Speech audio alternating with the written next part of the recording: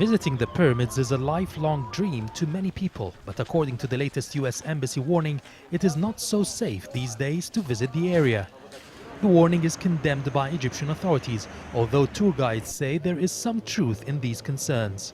Actually, lack of business made the sellers, the street vendors, very persistent and annoying and attacking, you see, by force, pushing hard the tourists. They'd like to get any way to get some money. Of course, this way, pushing them, you see, to leave the area, annoying, of course, discouraging them to come to Egypt. So this affects a lot of which is the big dream for all the Americans to come and see one of the 7 wonders of the ancient world, to come to Egypt. The government hit back at the US warning, saying it's baseless, and the security situation has improved lately in spite of the allegations. Government data showed a drop in harassment against tourists, such as blocking roads or burglary, by 50% in the first quarter of 2013.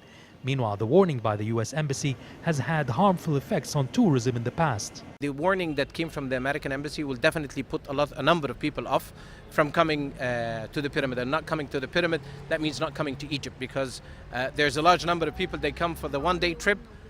They come to the only wonder of the ancient 7 wonders of the world, and it's great. It's bad. To solve this problem is more presence of the police and the police in general, and to give also permission to the tourism police to take a strong action with these guys.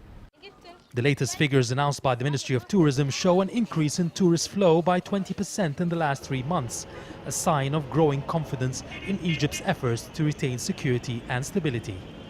Analysts say the government is working hard to rebuild the tourism industry, but individual irresponsible acts like the ones at the pyramids would have a damaging effect on these efforts. This is Yasser Hakim for CCTV, Cairo.